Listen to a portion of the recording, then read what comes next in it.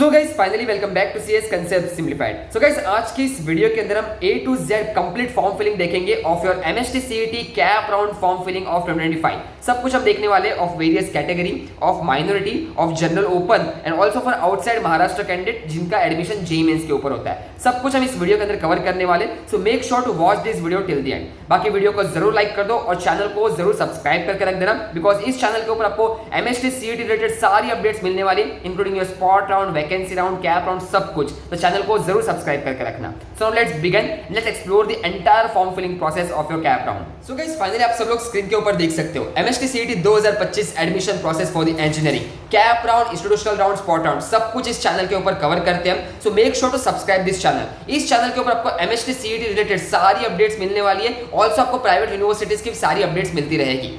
And also guys अगर आपने अभी तक हमारा काउंसलिंग प्रोग्राम ज्वाइन नहीं किया तो अभी भी आप काउंसलिंग प्रोग्राम ज्वाइन कर सकते हो इन आर बैच 2। तो बैच 2 में आप जरूर ज्वाइन करो। एनरोलमेंट के लिए आपको सारे लिंक्स नीचे कमेंट सेक्शन डिस्क्रिप्शन बॉक्स में मिल जाएगी। अभी बैच 2 का जो हमारा प्राइस है वो 2000 रुपीज है, बट इस 2000 के रुपीज के अंदर आपके कैप राउंड के application form, 1-on-1 counselling session, branch selection, personalize college list, college insight, documentation support, college guidance and scholarship के एप्लीकेशन फॉर्म, सब कुछ हम कवर करते हैं, इंक्लूडिंग वेरियस कोर्सेज भी। जैसे आप सभी कभी कुछ बच्चों के परसेंटाइल लो आए हैं या फिर वो लोग सेटिस्फाइड नहीं है अपने कॉलेज से, तो किस तरीके से आप अपने दूसरे कोर्सेज करके या फिर ऑनलाइन डिग्रीज करके किस तरीके से अपनी प्रोफाइल अपग्रेड कर सकते हो, इसके ऊपर भी हम आपको इस काउंसलिंग के अंदर सब कुछ समझाते हैं। But at the end of the process तो जरूर याद रखना, काउंसलिंग में जरूर एनरोल करके रखना। ये 2000 रुपीज का बैच 2 है और बैच 2 भी बहुत जल्द क्लोज होने वाला है। और आप सभी का cap round, institutional round, spot round and your private university admission process याद रखना। आई नो बहुत सारे के पास आपका MIT WPU है, KJ सोमया है, NMIMS है, सिम्बॉयसिस है, विश्वकर्मा यूनिवर्सिटी है, तो बहुत सारे के पास अलग अलग ऑप्शंस भी है। अभी उनमें से बेस्ट ऑप्शन क्या रहेगा, ये सब कुछ हम काउंसलिंग प्रोसेस के अंदर डिस्कस करते हैं। तो make sure to join and enrol in our counselling program. चलो अभी हम शुरू करते हैं आपका कैप राउंड का फॉर्म फिलिंग। अभी कैप राउंड का फॉर्म फिलिंग के लिए आपको वेबसाइट तो मालूम है, आप सभी का MST CET कैप पोर्टल के अंदर आपको आना है। जैसे आप कैप पोर्टल के अंदर आ जाते हो, आपको न्यू रजिस्ट्रेशन/ऑलरेडी रजिस्टर्ड के ऊपर क्लिक करना है। जैसे आपने न्यू रजिस्ट्रेशन के ऊपर क्लिक किया, यहाँ पे आपका साइन इन का पेज ओपन हो जाता है। साइन इन पेज के अंदर जैसे आपने अपने एग्जाम टाइम पे जो आपका क्रेडेंशियल्स थे, आपकी ईमेल आईडी थे, पासवर्ड थे, एग्जाम टाइम की बात कर रहा हूं मैं, तो वो क्रेडेंशियल आपको यहाँ पे फिलअप करते हैं। तो आपका रजिस्टर्ड ईमेल आईडी डालो, पासवर्ड डालो, एग्जाम टाइम का डालना। यहाँ पे जैसे आपने वो फिलअप कर दिया तो आपका वो पोर्टल ओपन हो जाता है। तो आपका ये पर्सनल पोर्टल रहता है। इस पर्सनल पोर्टल के अंदर आपका CET रजिस्ट्रेशन, प्रोफाइल, आपकी mock test, psychometric test, help desk, hall ticket, सब कुछ आपका इस पोर्टल के अंदर ही आता है। अब इस पोर्टल में आप देख सकते हो सेंट्रलाइज्ड एडमिशन प्रोसेस रजिस्ट्रेशन, मतलब कैप राउंड का रजिस्ट्रेशन भी आपको इसी के थ्रू करना है। तो जैसे आपने लॉगिन कर लिया, लॉगिन करने के बाद कैप राउंड रजिस्ट्रेशन के ऊपर आपको क्लिक करना है। जैसे आपने इसके ऊपर क्लिक किया, यहाँ पे आपको अंडर ग्रेजुएट और PG के 2 प्रोग्राम्स दिखेंगे। अभी क्योंकि ये 2 प्रोग्राम के आपका कैप काउंसलिंग ओपन हुआ है, तभी आपको UG में बैचलर्स ऑफ इंजीनियरिंग के ऊपर आपको क्लिक करना है। जैसे आप बैचलर्स ऑफ इंजीनियरिंग पे क्लिक करते हो तो आपका ये पोर्टल ओपन हो जाता है। इसके अंदर अगर आपने MST CET अपीयर किया तो आपका येस आएगा। येस आने के बाद आपको यहाँ पे एप्लीकेशन नंबर फिलअप करना है, रोल नंबर फिलअप करना है और अपना डेट ऑफ बर्थ। DOB का मतलब होता है डेट ऑफ बर्थ। कई सारे स्टूडेंट्स को मुझे कॉल आया, भैया DOB क्या होता है, आपका जन्म किस डेट पे हुआ था, so it's date of birth. तो यहाँ पे आपको डेट ऑफ बर्थ फिलअप करना है। उसके बाद चेक योर PCM डिटेल्स। जैसे आप चेक योर PCM डिटेल्स करते हो, आपके परसेंटाइल आपके स्क्रीन के ऊपर आ जाएंगे। तो जो भी है ऑटो फेच हो जाएगा आपका। जैसे आपने वहाँ पे ऑटो फेच हो गया तो यहाँ पे आप नीचे देख सकते हो have you appeared for MST CET PCB। अगर आपने PCB के लिए अपीयर किया तो आपको येस करना है और फिर आपको PCB के भी सारे डिटेल्स वहाँ पे फिलअप करने हैं। और PCB में जरूर येस करना, because there are various programs, जैसे आपका बायोटेक्नोलॉजी हो गया, टेक्सटाइल हो गया, फूड इंजीनियरिंग हो गया, ये सारे आपके PCB के थ्रू भी आपको एडमिशंस मिलते हैं। तो आप इनमें भी रजिस्टर कर सकते हो विथ योर PCB स्कोर। और ये सब स्पेशलाइज्ड ब्रांचेस के लिए इंफॉर्मेशन ब्रोशर में ऑलरेडी सब चीजें मेंशन थी। बाकी आप यहाँ पे देख सकते हो PCB के लिए अगर आपने किया हो तो येस कर देना। एंड बाकी यहाँ पे आपको I have read all the important instruction पे आपको टिक मार्क करना है एंड 7 प्रोसीड के ऊपर क्लिक कर देना है। जैसे आप 7 प्रोसीड के ऊपर क्लिक करते हो तो आपका यहाँ पे ऑलरेडी सब चीजें फिल होकर आ जाती है। कैंडिडेट फुल नेम आता है, mother's name, father's name, gender, आपका confirm gender, date of birth, confirm date of birth, ये सारी चीजें आपको फिलअप करनी है। याद रखना अगर आपका कुछ मिस्टेक हो तो करेक्ट करवा लेना। बाकी होप्स आप सभी को कोई मिस्टेक नहीं हो। उसके बाद आपका रिलीजन होता है और यहाँ पे आप देख सकते हो रिलीजन आपको अच्छे से फिलअप करना है। रिलीजन क्यों अच्छे से फिलअप करना है, बिकॉज रिलीजियस माइनॉरिटी आपका रिलीजन के ऊपर डिपेंड करता है। अगर आप हिंदू डालते हो तो फिर आप हिंदू रिलीजन के अंदर आते हो। अगर आप क्रिश्चियन डालोगे तो आपका क्रिश्चियन आपका रिलीजियस माइनॉरिटी रहेगा। और सबको मालूम है क्रिश्चियन रिलीजियस माइनॉरिटी में आपका फादर एग्नल बैंड्रा है, फादर एग्नल वाशी है। अच्छे अच्छे कॉलेज आपको मिल सकते हैं क्रिश्चियन माइनॉरिटी के ऊपर, वो भी एट द लोएस्ट परसेंटाइल। तो ये सारी अपॉर्चुनिटी मत मिस आउट करना, बिकॉज रिलीजियस आर इंपॉर्टेंट। आप जो भी रिलीजन में बिलोंग करते हो वही रिलीजन आपको फिलअप करना है। आपके एलसी के ऊपर भी आप देख सकते हो आपके कौन सा रिलीजन मेंशन्ड है। उसके बाद रीजन आप अर्बन रीजन में आते हो या फिर रूरल रीजन में आते हो, जो भी रीजन में अप्लाई करते हो वो रीजन आपको यहाँ पे फिल आउट करना है। तो यहाँ पे आप देख सकते हो आपका एड्रेस लाइन है, address line 1 2 3 state, taluka, pin code, आपका डिस्ट्रिक्ट है, विलेज है, टेलीफोन नंबर है, ये सब चीज़ आपको मेंशन कर देनी है। उसके बाद यहाँ पे आपका फोन नंबर है, ईमेल आईडी है। फोन नंबर ईमेल आईडी अच्छे से डालना, बिकॉज आगे का पूरा process OTP verification, email verification, आपका जो भी अपडेट्स रहेगी ईमेल्स के ऊपर भी आपको आएगी, तो ईमेल और फोन नंबर आपको अच्छे से फिल आउट करना है, उसमें कोई मिस्टेक्स मत करना। उसके बाद आपका ओटीपी वेरीफाई होगा। ओटीपी वेरीफाई होने के बाद आपको एप्लीकेशन आईडी जनरेट होगी। Now this is the most important application ID, because ये एप्लीकेशन आईडी के ऊपर ही आपका पूरा फर्दर एडमिशन राउंड्स चलने वाले हैं, including your cap round, including your ACAP round. Even आपके सारे क्रेडेंशियल्स भी आपको याद होने चाहिए। आपका ईमेल आईडी क्या है, फोन नंबर क्या है, एप्लीकेशन आईडी क्या है, पासवर्ड क्या है, ये सारी चीजें आपको मालूम होनी चाहिए। उसके बाद यहाँ पे आप नीचे प्रोसीड करोगे। जैसे आपने यहाँ पे एप्लीकेशन आईडी आपको जनरेट होके मिल गई।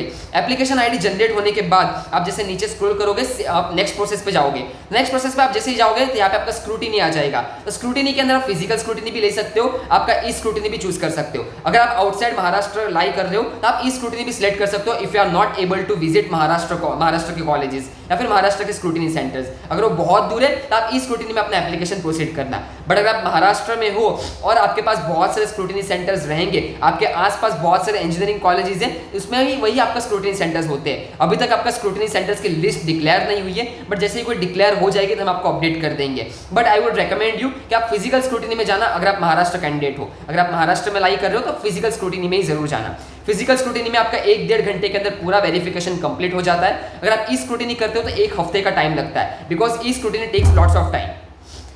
उसके बाद आप जैसे नीचे जाओगे तो नीचे आपका जैसे आपने फिजिकल स्क्रूटिनी सिलेक्ट किया, तो फिजिकल स्क्रूटिनी सिलेक्ट करने के बाद यहाँ पे आपको डिस्ट्रिक्ट सिलेक्ट करना होता है। डिस्ट्रिक्ट के बाद आपका स्क्रूटिनी सेंटर सिलेक्ट करना होता है और सिलेक्ट डेट होता है। बट अभी तक ये प्रोसेस शुरू नहीं हुआ, तक आपको स्क्रूटिनी सेंटर्स दिखते नहीं होंगे वहाँ पे, बिकॉज अभी तक ये लिस्ट फाइनलाइज नहीं हुई है स्क्रूटिनी सेंटर्स की। तो अभी आपको होल्ड पे रखना है ये प्रोसेस को। जैसे ही आपका संडे या फिर मंडे को स्क्रूटिनी सेंटर्स अपडेट हो जाएंगे तो वहां से अपना स्क्रूटिनी सेंटर भी सिलेक्ट कर सकते हो और अपना डेट भी वहाँ पे लॉक कर सकते हो। फिर व्यू स्लॉट के ऊपर क्लिक करके आप अपना स्लॉट बुकिंग भी कंप्लीट कर सकते हो। तो ये था आपका स्क्रूटिनी के लिए, फिजिकल वेरिफिकेशन के लिए। बट अभी ये प्रोसेस होल्ड पे है, तो आपको कुछ नहीं करना, आपको यहाँ पे स्क्रूटिनी सेंटर्स नहीं दिखने वाले। इसके बाद यहाँ पे आप जाओगे तो यहाँ पे आप देख सकते हो सर्कल, यहाँ पे fill and edit application form है। तो fill and edit application form के ऊपर आपको तुरंत क्लिक करना है, बिकॉज स्क्रूटिनी सेंटर्स तो दिख नहीं रहे।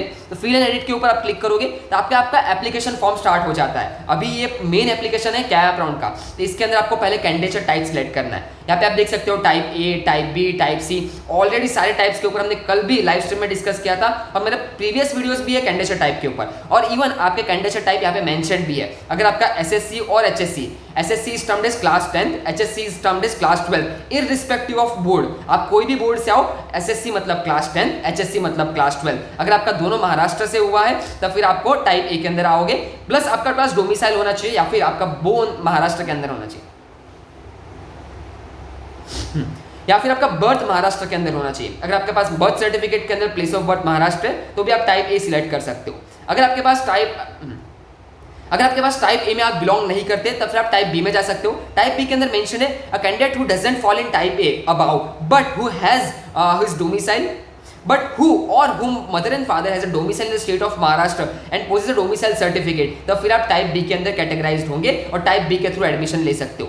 टाइप सी होता है, टाइप सी आपका गवर्नमेंट ऑफ इंडिया अंडरटेकिंग होता है, जिनके पेरेंट्स आपके महाराष्ट्र के अंदर उनकी पोस्टिंग हुई है। फिर आपका यहाँ पे आप देख सकते हो टाइप डी। तो टाइप डी जो होता है यहाँ पे मेंशन है। फिर यहाँ पे आप देख सकते हो टाइप डी। टाइप डी मतलब आपका पेरेंट्स जो है महाराष्ट्र, गवर्नमेंट ऑफ महाराष्ट्र या फिर गवर्नमेंट ऑफ महाराष्ट्र अंडरटेकिंग के एम्प्लॉय है, तो फिर आप टाइप डी के अंदर आओगे। और टाइप ई है महाराष्ट्र कर्नाटका बॉर्डर्स के लिए। All India candidate outside Maharashtra आता है। फिर आउटसाइड महाराष्ट्र अगर आप लाई कर रहे हो तो आप ओएमएस के अंदर सिलेक्ट कर सकते हो। और उसके बाद जो आता है फिर आपका जम्मू कश्मीर माइग्रेंट्स है, एनईयूटी है। एनईयूटी मतलब north eastern state and union territories, तो वो एनईयूटी के अंदर लाई करते हैं। बाकी ये सारी कैटेगरीज है। मोस्टली आपको अगर इसके रिलेटेड डाउट हो तो आप नीचे कमेंट सेक्शन में पूछ सकते हो, अगर आपको कोई भी related to your candidate type doubts हो तो। उसके बाद जैसे आप नीचे जाओगे, नीचे आपका फिर आपने टाइप ए सिलेक्ट कर दिया, तो टाइप ए के लिए फिर आपको यहाँ पे डॉक्यूमेंट टाइप सिलेक्ट करना है। डॉक्यूमेंट टाइप यहाँ पे सिलेक्ट करोगे। डॉक्यूमेंट टाइप के अंदर क्या क्या आता है टाइप ए में, आप बर्थ सर्टिफिकेट अपलोड कर सकते हो, डोमिसाइल सर्टिफिकेट अपलोड कर सकते हो, स्कूल लिविंग सर्टिफिकेट अपलोड कर सकते हो। तो ये सारे आपका टाइप ए के डॉक्यूमेंट है, इनमें से कोई भी एक आपको अपलोड करना रहेगा। उसके बाद select district of the candidate who passed SSC, आपने जहाँ से एसएससी पास किए वो डिस्ट्रिक्ट सेलेक्ट करना है, एचएससी जहाँ से पास किए वो डिस्ट्रिक्ट सेलेक्ट करना है, और आपका तालुका सिलेक्ट करना है।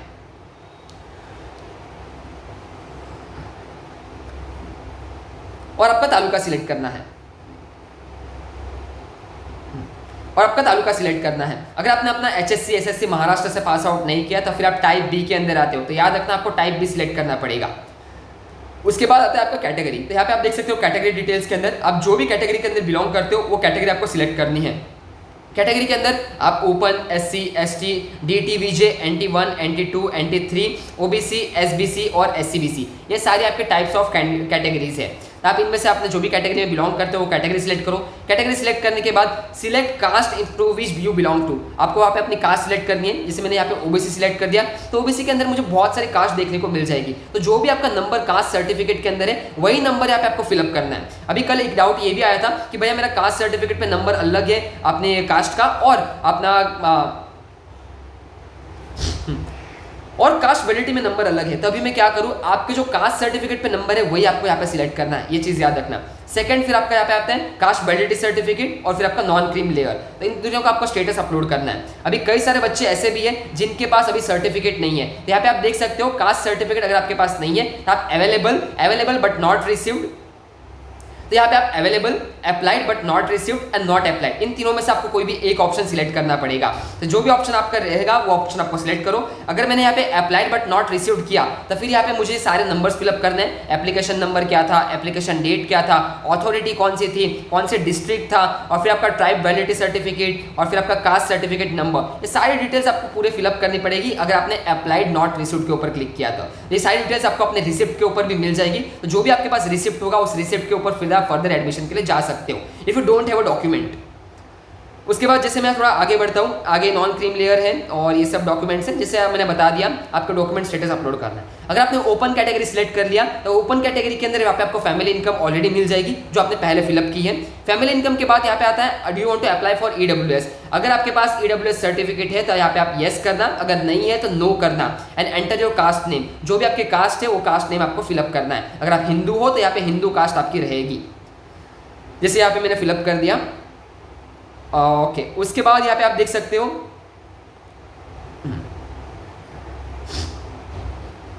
उसके बाद यहाँ पे आप देख सकते हो person with disability not applicable, person with defence not applicable. अगर आप डिफेंस के अंदर लाइक करते हो तो अपना डिफेंस टाइप सिलेक्ट कर देना, एक्टिव डिफेंस है, एक्टिव नॉन डोमिसाइल डिफेंस है या फिर रिटायर्ड डिफेंस है, जो भी है वो आपको यहाँ पे सिलेक्ट करना पड़ेगा। और TFWS के लिए यहाँ पे ऑप्शन रहेगा येस और नो। अगर आपकी इनकम 8 लाख से बिलो है तो आप TFWS में जा सकते हो। देखो TFWS जाने में कोई प्रॉब्लम नहीं है, अभी आप येस करके रख दो, बिकॉज जब आप चॉइस फिलिंग करोगे after your merit list, final merit list आने के बाद जब चॉइस फिलिंग ओपन रहेगा कैप राउंड 1 का, उस टाइम पे वापस आपको ऑप्शन मिलेगा। देखो TFWS का चॉइस फिलिंग का कोड अलग होता है, नॉर्मल चॉइस फिलिंग का कोड अलग होता है, तो आप दोनों कोड फिलअप कर सकते हो। तो अभी आपको बस येस करना है अगर आपको TFWS में इंटरेस्टेड हो तो। बाकी आई वुड सजेस्ट येस करके चलो, बाकी चॉइस फिलिंग के टाइम पे अगर आपको इंटरेस्टेड नहीं हो तो वहाँ पे चॉइस फिलिंग नहीं करेंगे हम TFWS की। इसके बाद यहाँ पे आपने जैसे मैंने बता दिया येस और नो का आपको ऑप्शन आता है TFWS में, और फिर आपका ऑर्फन हो तो येस या फिर नो। उसके बाद आपको minority, now this is the most important thing, आप यहाँ पे माइनॉरिटी में अगर आप बिलोंग करते हो तो आपको येस और नो के ऊपर क्लिक करना है। So do you belong from a minority, yes, जैसे आपने येस किया यहाँ पे आपको दो टाइप की माइनॉरिटी दिखती है, एक होती है लिंग्विस्टिक माइनॉरिटी, एक होती है religious minority. Now linguistic minority depends upon your mother tongue, आपकी जो मदर टंग रहेगी वो आपकी लिंग्विस्टिक माइनॉरिटी रहेगी, और आपका जो रिलीजन रहेगा वो आपका रिलीजियस माइनॉरिटी है। जैसे Christian is a religious minority, Gujarati is a linguistic minority, Sindhi is a linguistic minority, Hindi is a linguistic minority. तो ये आपके माइनॉरिटी टाइप्स होते हैं। जैसे मैंने यहाँ पे लिंग्विस्टिक माइनॉरिटी के ऊपर टिक किया तो यहाँ पे your mother tongue is a Gujarati दिख गया मुझे, ऑलरेडी मैंने पहले फिलअप किया था तो ऑटोमेटिक आ जाता है वहाँ पे। उसके बाद यहाँ पे मुझे लिंग्विस्टिक माइनॉरिटी सिलेक्ट करनी है। यहाँ पे आप देख सकते हो इतने टाइप के आपकी लिंग्विस्टिक माइनॉरिटी है, गुजराती भी है, गुजराती ब्रैकेट जैन भी है, गुजराती ब्रैकेट कच्छी भी है, हिंदी है, हिंदी भोजपुरी है, कन्नड़ा है, मलयालम है, पंजाबी है, सिंधी है, तमिल है, उर्दू है। तो आपको बहुत सारी माइनॉरिटीज देखने को मिल जाती है, और हर माइनॉरिटी का एक स्पेसिफिक कॉलेजेस है जिसके अंदर आपको 51% रिजर्वेशन मिलता है। और गाइज याद रखना, जो कॉलेज में माइनॉरिटी चलती है वो कॉलेजेस में कैटेगरीज नहीं चलती, तो आपको माइनॉरिटी कॉलेजेस का जरूर बेनिफिट उठाओ। आप जो भी माइनॉरिटी में आते हो वो माइनॉरिटी जरूर सिलेक्ट करना। जैसे डीजे सांगवी के अंदर गुजराती माइनॉरिटी चलती है, तो गुजराती के अंदर गुजराती भी आते हैं, गुजराती ब्रैकेट जैन भी आते हैं, क्लासीफाई हो जाते हैं, और गुजराती ब्रैकेट कच्छी भी क्लासीफाई हो जाते हैं। बट शायन एंकर के अंदर गुजराती ब्रैकेट जैन माइनॉरिटी चलती है। अभी गुजराती ब्रैकेट जैन के अंदर कौन आते हैं, गुजराती भी आते हैं और गुजराती ब्रैकेट जैन आते हैं। बट शायन एंकर के अंदर गुजराती ब्रैकेट कच्छी एडमिशन नहीं ले सकते, वो माइनॉरिटी शायन एंकर के अंदर नहीं है। ये सारी इंफॉर्मेशन आपको काउंसलिंग के अंदर प्रोवाइड करते हैं, इसीलिए बोल रहा हूँ अगर आप इंटरेस्टेड हो काउंसलिंग जरूर ज्वाइन करना। सारी इंफॉर्मेशन कौन सी माइनॉरिटी सिलेक्ट करनी है, कौन सी बेटर माइनॉरिटी रहेगी आपके लिए, इस सब कुछ हम आपको अपने पेड काउंसलिंग के अंदर बताते हैं। तो काउंसलिंग के अंदर जरूर एनरोल करके रखना, सारी लिंक आपको नीचे कमेंट सेक्शन डिस्क्रिप्शन बॉक्स में मिल जाएगी। चलो अभी हम और आगे बढ़ते हैं। जैसे यहाँ पे आपने लिंग्विस्टिक माइनॉरिटी सिलेक्ट कर दिया, जैसे आप रिलीजियस माइनॉरिटी के ऊपर भी टिक मार्क करोगे तो यहाँ पे जो आपने प्रीवियस रिलीजन आपने सिलेक्ट किया था वो रिलीजन के बेसिस पे आपको ड्रॉप डाउन में ऑप्शंस दिखते हैं, तो फिर आप यहाँ पे अपना रिलीजन माइनॉरिटी भी सिलेक्ट कर सकते हो। यहाँ पे मेरे जैसा हिंदू है रिलीजन, तो हिंदू के लिए कोई भी स्पेसिफिक रिलीजियस माइनॉरिटी नहीं है। बट अगर आप क्रिश्चियन आते हो तो क्रिश्चियन का आपका रिलीजियस माइनॉरिटी होता है, जिसके थ्रू आपको फादर इग्नल बैंड्रा, फादर इग्नल वाशी के अंदर लोएस्ट परसेंटाइल पे एडमिशन मिलता है, एट द लोएस्ट एंड पे एडमिशन मिलता है, ये चीज़ याद रखना। चलो अभी मैं और आगे बढ़ता हूँ, और आगे फिर आपका एकेडमिक डिटेल्स आता है। एकेडमिक डिटेल्स के अंदर आपको एसएससी के परसेंटेज डालने हैं, एसएससी का पासिंग ईयर डालना है, एसएससी का सीट नंबर डालना है। उसके बाद यहाँ पे आपका मैथमेटिक्स का स्कोर डालो, साइंस का स्कोर डालो, उसके बाद आपको इंग्लिश के मार्क्स डालने हैं, उसके बाद एग्रीगेट मार्क्स डालने हैं। एग्रीगेट का मतलब है टोटल मार्क्स, आपके जो आपके पास आपका मार्कशीट रहेगा, मार्कशीट में जो सबसे लास्ट टोटल रहती है कि आपका आउट ऑफ कितने मार्क्स आए हुए, वो आपका एग्रीगेट मार्क्स रहेंगे। एग्रीगेट टोटल आपको फिलअप करना है, तो ये आपको एग्रीगेट मार्क्स फिलअप कर दें।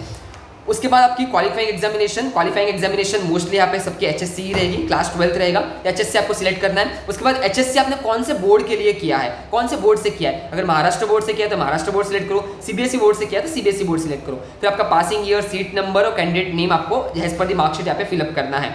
और फिर आपने पासिंग स्टेटस पास्ड हो या फिर फेल्ड हो या फिर कंपार्टमेंट आया हुआ है, दो में से जो भी ऑप्शन आपका है तो वो आपको ऑप्शन सिलेक्ट करना पड़ेगा। जैसे आपने यहाँ पे देख सकते हो, मैंने यहाँ पे पास्ट सिलेक्ट कर दिया, सारी डिटेल्स फिलअप कर दी और अपने डिटेल्स जो है मैंने फैच कर दी। अभी अगर आपने महाराष्ट्र बोर्ड से किया हो तो ऑटोमेटिक डिटेल्स फेच हो जाती है, बट अगर आपने सीबीएसई से किया हो, आईजीएससी से किया हो, आईसीएसई बोर्ड से किया हो तो यहाँ पे आपको डिटेल्स फिलअप करनी पड़ती है। अभी डिटेल्स के अंदर आपके फिजिक्स के मार्क्स, केमिस्ट्री के मार्क्स, मैथमेटिक्स के मार्क्स, और केमिस्ट्री में आपको ऑप्शन भी मिलता है। केमिस्ट्री आप अदर सब्जेक्ट से आप चेंज कर सकते हो, जैसे आपका आईटी हो गया, कंप्यूटर साइंस हो गया, कोई भी आपका वोकेशनल सब्जेक्ट्स रहेगा उसके हिसाब से आप अपना चेंज कर सकते हो केमिस्ट्री के मार्क्स। बाकी फिजिक्स और mathematics is a compulsory, physics maths is compulsory. बाकी यहाँ पे आपको मार्क्स इंपुट करने हैं, सारे मार्क्स आपने इंपुट कर दिए, इंग्लिश के भी मार्क्स इंपुट कर दिए। उसके बाद एग्रीगेट मार्क्स आ जाते हैं। एग्रीगेट का मतलब होता है टोटल, जैसे आउट ऑफ 600 इस बंदे ने इतने अचीव किए हैं, तो ये आपके एग्रीगेट मार्क्स हो गए, परसेंटेज हो गए। उसके बाद यहाँ पे have you appeared for JEE आता है। जेई में अगर आपने अपीयर किया तो येस करना, अगर आपके कम भी परसेंटाइल आए हो या फिर ज्यादा भी परसेंटाइल आए हो आपको जेई में येस करना है। अगर आपने जेई मेंस अपीयर भी किया हो तो येस कर दो, बिकॉज जेई मेंस के थ्रू आपको ऑल इंडिया सीट्स की अपॉर्चुनिटी मिलती है, और ऑल इंडिया के अंदर आपका 20% रिजर्वेशन है सारे private colleges affiliated to government university, सारे कॉलेजेस के अंदर, तो आपको वहाँ पे 20% सीट्स मिलती है। तो जरूर जेई मेंस में येस करना, और फिर आपको जेई मेंस का एप्लीकेशन नंबर फिलअप करना है, डेट ऑफ बर्थ फिलअप करना है, और आपका स्कोर वहाँ पे फैच हो जाएगा। तो ऑटोमेटिक यहाँ पे आपको स्कोर फैच हो जाता है जेई मेंस का as per your application number and date of birth. उसके बाद आता है आपका document submission and your photo signature. यहाँ पे आपको अपना फोटोग्राफ अपलोड करना है, सिग्नेचर अपलोड करना है। जैसे आप अपलोड कर दोगे तो आपको इस तरीके से दिख जाएगा। उसके बाद आपको वहाँ पे डॉक्यूमेंट्स अपलोड करने हैं। अभी डॉक्यूमेंट्स के अंदर आप देख लो, सर्टिफिकेट ऑफ इंडियन नेशनलिटी। अभी मैंने आपको कई बार बताया इंडियन नेशनलिटी के लिए आपके पास कौन कौन से सर्टिफिकेट होते हैं। तो नेशनलिटी प्रूफ के लिए आप अपना स्कूल लिविंग सर्टिफिकेट सबमिट कर सकते हो, जिसके अंदर नेशनलिटी इंडियन मेंशन होगा। सेकंड, आप इंडियन पासपोर्ट सबमिट कर सकते हो फ्रॉम एन अप्रोप्रिएट अथॉरिटी, जो भी आपका पासपोर्ट है वो।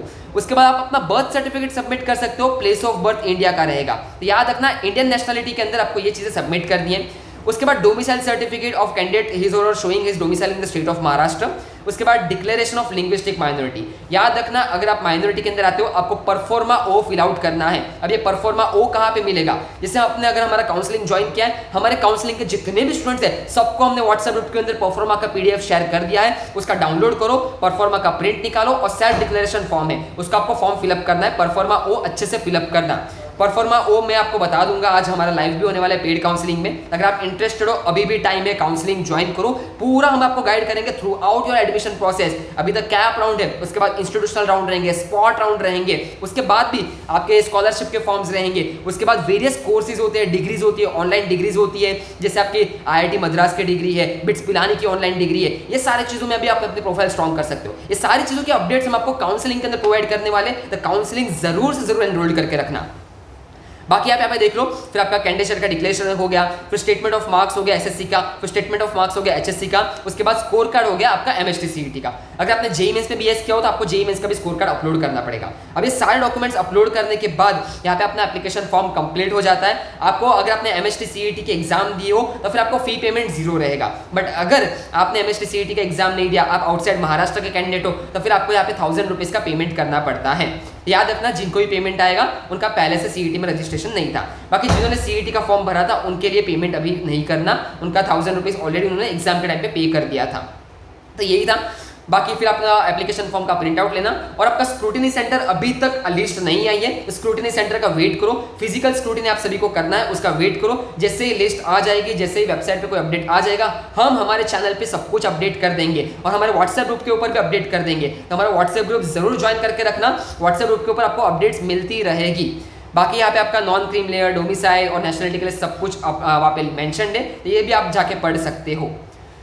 तो गाइस यही था पूरा फॉर्म फिलिंग। होप्स आप सभी को पूरा फॉर्म फिलिंग मैंने अच्छे से एक्सप्लेन किया है। जहां जहां पे मिस्टेक हो सकती है वो भी मैंने आपको बता दिया कि वहां पे आपको अच्छे से फिल आउट करना है। बाकी आप अभी भी काउंसलिंग में इंटरेस्टेड हो, 2000 रुपीज का बैच 2 है, बैच 2 परचेस करो, आपको डेडिकेटेड मेंटर्स असाइन होंगे। आप 24/7 उनको कॉल लगा सकते हो, मैसेज कर सकते हो, वापस आपको वो लोग कॉल बैक भी करेंगे। आपका पूरा एप्लीकेशन फॉर्म हम ट्रैक करते हैं कि आपने सबमिट किया, वेरीफाई किया, राउंड 1 में, राउंड 2 में, राउंड 3 में, प्रोविजनल एडमिशन कौन से कॉलेज में लेके रखा है, कैप राउंड, स्पॉट राउंड के अंदर, आपके वैकेंसी राउंड के आपको कौन सा कॉलेज मिल सकता है, सब कुछ ट्रैक होता है आपके मेंटर्स के थ्रू, और आप अपने मेंटर को कभी भी कॉल लगा सकते हो। तो काउंसलिंग में जरूर एनरोल करो, आपको डेडिकेटेड मेंटर्स भी असाइन हो जाएंगे। और पर्सनलाइज कॉलेज लिस्ट सबसे इंपॉर्टेंट है, आपकी कॉलेज लिस्ट कि आपकी कॉलेज लिस्ट में कौन सी कॉलेज होना चाहिए, कौन सा ब्रांच होना चाहिए, कौन सा ब्रांच आपके लिए बेटर रहेगा, सब कुछ आप अपने मेंटर के साथ भी डिसाइड कर सकते हो। तो काउंसलिंग में जरूर एनरोल करना। बाकी हम सब कुछ प्रोसेस कवर करते हैं, cap round, institutional round, spot round and private university admission counselling. अगर आपके परसेंटाइल लो आए तो प्राइवेट यूनिवर्सिटी का भी ऑप्शन बना के रखो। प्राइवेट यूनिवर्सिटीज भी बहुत अच्छे हैं। मुंबई के अंदर NMIMS है, आपका KJ सोमया है, पुणे के अंदर जाओगे MIT WPU है, सिम्बोसिस है, विश्वकर्मा यूनिवर्सिटी है, DY पाटिल इंटरनेशनल यूनिवर्सिटी है, पिंपरी चिंचवड यूनिवर्सिटी है। अच्छे यूनिवर्सिटीज का ऑप्शन लेके रखो, बाकी बाद में हम डिसाइड करेंगे फिर कैप राउंड का कॉलेज बेटर है या फिर प्राइवेट यूनिवर्सिटी बेटर है। सब कुछ हम डिसाइड करते हैं काउंसलिंग के अंदर। आप काउंसलिंग प्रोग्राम में जरूर एनरोल करके रखना। चलो फिर गाइस आज का यही था। होप्स आप सभी को सेशन अच्छा लगा होगा। हमने डिटेल में सब कुछ कवर किया है, कोई भी पॉइंट मैंने मिस आउट नहीं किया, सब कुछ कवर किया है। बाकी आपको कोई भी डाउट हो तो आप नीचे कमेंट सेक्शन में बता सकते हो। बाकी आज का वीडियो आपको कैसा लगा प्लीज वो भी कमेंट सेक्शन में बताओ, और नेक्स्ट वीडियो आपको कौन से टॉपिक के ऊपर चाहिए प्लीज कमेंट सेक्शन के अंदर जरूर कमेंट करके जाना नेक्स्ट वीडियो का टॉपिक क्या चाहिए आपको। और बाकी आपके सारे डाउट्स भी कमेंट सेक्शन में करो, हम सारे डाउट्स का आंसर भी करने वाले हैं गाइस। चलो फिर मिलते हैं नेक्स्ट वीडियो में, तब तक के लिए good bye, have a nice day and best of luck for the admission process.